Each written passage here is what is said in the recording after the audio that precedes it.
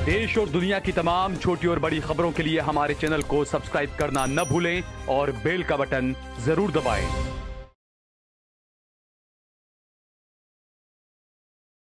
पहले हम दलित और आदिवासी की करते थे, लेकिन हमारे 2-4 महीने से ज़्यादा पुराना नहीं हुआ। हमने इस संगठन का विस्तार किया। अब दलित, ओबीसी, माइनॉरिटी, आदिवासी और माइनॉरिटी के साथी भी बहुत अच्छी संख्या में आ रहे हैं। आज हमारे 3 विधायक हैं, यहाँ पर 2 विधायक हैं, मामन खान जी हैं, आफ्ताब जी हैं, ये हरियाणा के विधायक हैं, कमाल फारूकी जी हैं, आप मुस्लिम पर्सनल बोर्ड के हैं, माननीय भंते सुमित रतन जी हैं। ये परिचय के मोहताज नहीं है। और ओबीसी के देश के सबसे बड़े नेता हमारे बीच हनुमंत राव जी भी हैं, और गयासुद्दीन शेख जी, जो इन्होंने गुजरात से कर दिया, बहुत लोग दिल्ली से नहीं कर पाए। मैं इनका खैर मकदम करता हूं। मैं आग्रह करूंगा गयासुद्दीन जी आए। धन्यवाद।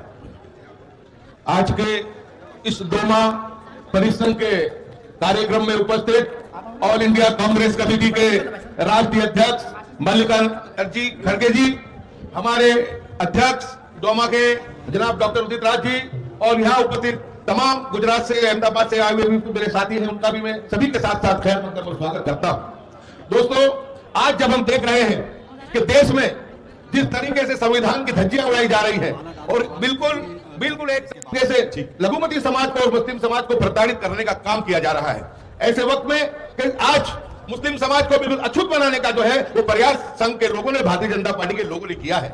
लेकिन आज हमने देखा कि जिस तरीके से लोकसभा चुनाव के अंदर परिणाम आए, 400 की बात करने वाले 240 पर सिमट गए। उसका एक ही कारण था, उसका कारण था कि देश के बहुजन समाज ने और मुस्लिम समाज ने सभी के साथ मिलकर के जिस तरीके से मतदान किया, तो आज वो जो 400 की बात करने वाले 240 पर आ गए। उसी का कारण है कि 240 पे आने के बाद महाराष्ट्र, हरियाणा, कश्मीर और झारखंड जीतने के लिए वक्फ का मुद्दा ला करके देश के अंदर ध्रुवीकरण की राजनीति करने का प्रयास किया। पूरे देश को इतने भड़काऊ भाषण प्रधानमंत्री जी खुद दे रहे थे, उनके गृह मंत्री दे रहे थे, उनके चुने हुए चीफ मिनिस्टर दे रहे थे। ऐसे वक्त में भी उन्होंने यह प्रयास किया कि देश में ध्रुवीकरण हो और चुनाव को जीता जाए।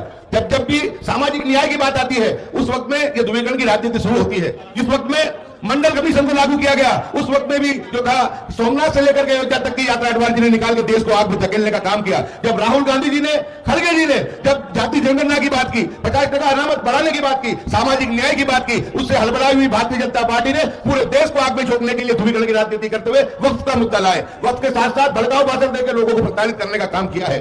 आज मैं बहुत फख्र के साथ कहना चाहता हूं कि उदित जी ने मुस्लिम समाज को, जब आज चारों तरफ से घेरा जा रहा है, मुस्लिम समाज की कोई बात सुनने के लिए तैयार नहीं है। यहां तक कि जो सेक्युलर पार्टी है, वो सेक्युलर पार्टी भी मुस्लिम समाज का वोट लेने के बावजूद मुस्लिम समाज की बात करने के लिए तैयार नहीं है। ऐसे वक्त में अब आशा की किरण जो है वो एक ही है, जो राहुल गांधी जी ने भारत जोड़ो यात्रा निकाली थी। वो भारत जोड़ो यात्रा संविधान बचाने की थी, आरएसएस और भारतीय जनता पार्टी की भ्रष्ट नीतियों के खिलाफ थी। और आज हमने देखा कि जो कोई अगर बात करता है तो खड़गे जी बात करते हैं, प्रियंका जी, राहुल जी मुस्लिम समाज के लिए और सभी पीड़ितों के लिए बात करते हैं। इसके अलावा इंडिया गठबंधन के भी कई लोग जिन्होंने हमारा पूरा वोट लिया, उन लोगों ने भी अभी तक खुल करके हमारे सामने आए नहीं है। लोकसभा का सत्र चल रहा है, मैं विनती करता हूं कि इंडिया गठबंधन के लोग भी, जो ये प्रताड़ित किया जा रहा है और जो हमारी बातें हैं उनको लेकर के लोकसभा के अंदर भी हमारे मुद्दों को जो है तरजीह दी जाए, लघुमती समाज के लिए भी बात की जाए। इतनी बात करके आखिर मैं अपनी बात को समाप्त करता हूं और आपका स्वागत करता हूं। अभी एक मीडिया के साथियों ने कहा कि वक्फ का क्या मामला है,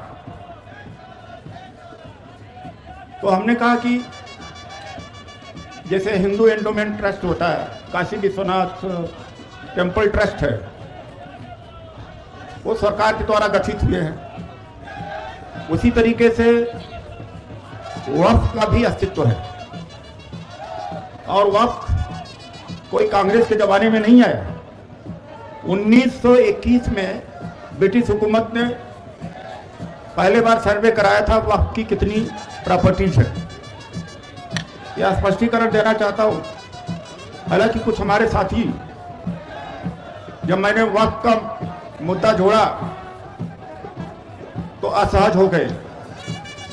आरएसएस के, बीजेपी के लोग, आरएसएस के लोग हमारे लोगों के बीच में हैं, उन्होंने कहा वक्फ का मुद्दा आप जोड़ेंगे तो हम नहीं आएंगे। हम कहा आपने आइए मुझे मंजूर है, लेकिन वक्फ का मुद्दा जुड़ेगा और दलित, ओबीसी, माइनॉरिटी, आदिवासी एक होंगे और 85-15 को एक करके छोड़ेंगे।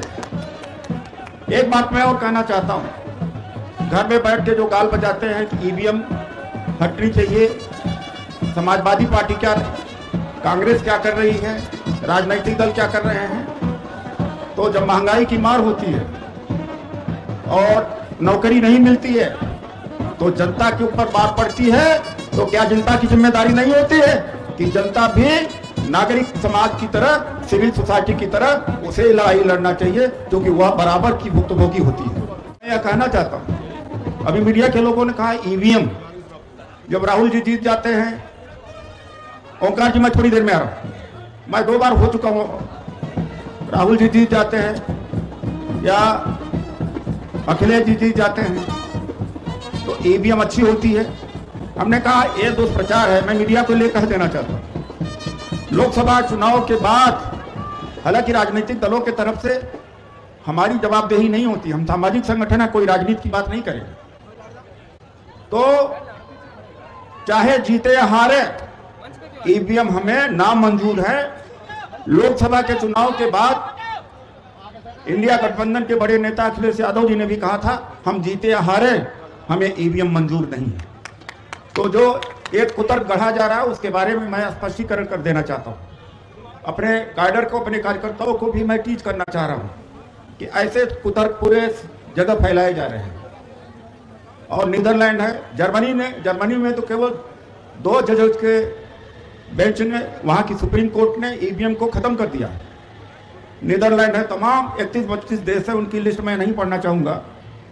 कोई व्यवस्था अपनाई जाती है, अगर उस व्यवस्था के अंदर अगर शॉर्टकमिंग होती हैं, any system adopted and in which if there are faults and frauds and loopholes, that system has to be abandoned, and many other countries they have abandoned that EVM. Why can't it be? एक तर्क किया जाता कि कांग्रेस लेके आई थी, तो कांग्रेस लेके आई थी, एक व्यवस्था थी, उस व्यवस्था के तब डिजिटलाइजेशन नहीं हुआ था, आज डिजिटलाइजेशन हो गया। एलन मस्क से बड़ा कोई टेक्नोलॉजिस्ट वर्ल्ड में नहीं है इस समय। लगभग 6000 आसमान में जो सैटेलाइट्स हैं उसमें से 3000 एलन मस्क के। वो आदमी कहता है कि ईवीएम फुल प्रूफ नहीं है, और वहां पर ईवीएम को टेक्नोक्रेट से इंजीनियर को दे दिया जाता है कि हैक करके दिखाओ, यहां छूने नहीं दिया जाता। तो कैसे सिद्ध हो कि ईवीएम में फ्रॉड नहीं है? तो ये जो तर्क गढ़े जा रहे हैं इनके बारे में हमें सावधान रहना चाहिए। आपने देखा मंच पर एक तरफ संविधान कह रहा मुझे बचाओ। संविधान एक जीता जाता एक प्राणी है। कॉन्स्टिट्यूशन ऑलवेज इवॉल्व्स, एक जिंदा है। कॉन्स्टिट्यूशन अपने आप को इवॉल्व करता रहता है, विकास करता रहता है। आप वो कह रहा है कि मुझे बचाओ, आप उसे बचाने आए हैं तो पूरा अनुशासन का परिचय दें। और दूसरी तरफ ईवीएम है, ये कह रही है मुझे हटाओ। आप पीछे बैकड्रॉप में देख लो, वो कह रही है मुझे हटाओ। आज के रैली का मुद्दा जो है संविधान और वक्फ बचाओ, आरक्षण बचाओ। आरक्षण की सीमा 50% से बढ़ाई जानी चाहिए, ईवीएम को हटाना है, और हमने किसानों की भी समस्या को लिया। तो ये देश में इस रैली की जरूरत क्यों पड़ी? हमने देखा कि अब अचानक हमला, सामने से हमला मुसलमानों के ऊपर हो रहा है, और बीच से हमला या भीतरघात दलितों पिछड़ों का हो रहा है। दलितों पिछड़ों का ऊपर से कहते रहते हैं कि नौकरी खत्म नहीं हो रही है, लेकिन निजीकरण करते जा रहे हैं, शिक्षा को महंगी करते चले जा रहे हैं। तो अंदर से मार रहे हैं ओबीसी को, आदिवासी को, दलित को, और मुस्लिम को बाहर से मार रहे हैं। उन्होंने अपनी रणनीति बदली है। पहले क्या होता था कि दलितों के ऊपर हमला होता था, उन्होंने लगा कि ये हिंदू समाज में विभाजन हो जाता है, इससे उनको लाभ का सौदा नहीं मिला। अब इन्होंने अपनी रणनीति बदल दी है, जो मनवादी लोग हैं। मैं किसी पार्टी का नाम नहीं लूंगा, गैर राजनीतिक मंच है। और गैर राजनीतिक मंच की मारक क्षमता ज्यादा होती है, सिविल सोसाइटी की ज्यादा होती है। आज इसको कोई राजनीतिक मंच न बनाए, और राजनीतिक लोग आए भी नहीं, कुछ लोग आए। पब्लिक जो है ज्यादातर एनजीओ के हैं, कर्मचारी हैं, अधिकारी हैं, और ये बहुजन समाज के लोग। अब क्या है, हमें भी इनके जवाब में दलित, ओबीसी, माइनॉरिटी, आदिवासी मंच खड़ा करना पड़ेगा, ताकि जो ये 80 और 20 का करते हैं, हम 85 और 15 का करते हैं। तो ये 85 और 15 करने का ये शुरुआत है। 80-20 का किया है, इसको 15 और 85 कर देना है। 85 आप हैं, 15 वो लोग हैं। 85 में मोहम्मद जी हैं, कमाल फारूकी जी हैं, भंते सुमित रतन जी हैं, और 15 में वो हैं, और आज 15 वाले वो कर रहे हैं। अरे भाई 2018 से लेटरल एंट्री में आईएएस की भर्ती हो रही थी, न ओबीसी था, न SC/ST था। ये बताइए, कोई मुसलमानों ने किया? ओबीसी का भी तो नहीं था। मंडल का विरोध किसने किया था? कहीं मुसलमानों ने मंडल कमीशन का विरोध किया था? तो ओबीसी को समझना चाहिए कि हमारा विरोध तो मुसलमान करता नहीं। जाति जनगणना का विरोध कोई मुसलमान कहीं कर रहा है भाई? कहीं कर रहा है? तो फिर क्यों भाई, क्यों नहीं दोस्ती होती है? जो विरोध कर रहा है उसके खिलाफ खड़ा होना चाहिए कि नहीं खड़ा होना चाहिए? होना चाहिए। आज इसी के लिए रैली है, आप उसके खिलाफ खड़ा हो जो ओबीसी, SC/ST का आरक्षण खत्म कर रहा है। मुसलमान से हमें कोई नुकसान नहीं है, हमारा वो विरोध नहीं करता है। तो जो इन्होंने 10 साल से रणनीति बनाई है, उसको रिवर्स करने की जरूरत है। उसको अब हम रिवर्स करें। तो आज का मुख्य हमारा संदेश यही है।